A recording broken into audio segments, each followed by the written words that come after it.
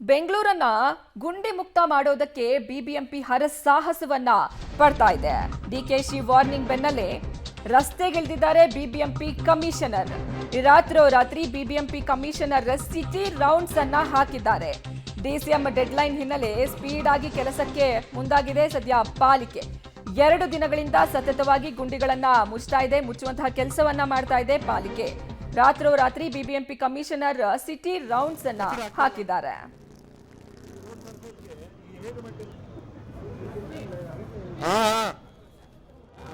ಹೆಬ್ಬಾಳ ಕೇಳ್ಗಳಿಂದ ಹಿಡಿದು ವೀರಣ್ಣನಪಾಳ್ಯ ಮತ್ತು ಕೆಆರ್ ಪುರಂವರೆಗೂ ನಮಗೆ ಮೇಜರ್ ಪ್ರಾಬ್ಲಮ್ ಇದೆ. ಆ ಪ್ರಾಬ್ಲಮ್ 2-3 ಕಾರಣಗಳು ಇವೆ. ಇಲ್ಲಿ ಅದನ್ನು ಕೇರಳ ಒಂದು ಭಾಗ ಬಿಡಿಎಗೆ ಬರುತ್ತೆ, ಒಂದು ಭಾಗ ನ್ಯಾಷನಲ್ ಹೈವೇಗೆ ಬರುತ್ತದೆ. ಇದಕ್ಕಾಗಿ ನಾವು ಅದರಲ್ಲಿ ಗಮನ ಕೊಡ್ತಾ ಇರಲಿಲ್ಲ. ಈಗ ಬಿಡಿ ಅವರು ನಮಗೆ ಹ್ಯಾಂಡ್ ಓವರ್ ಮಾಡಿಬಿಟ್ಟಿದ್ದಾರೆ.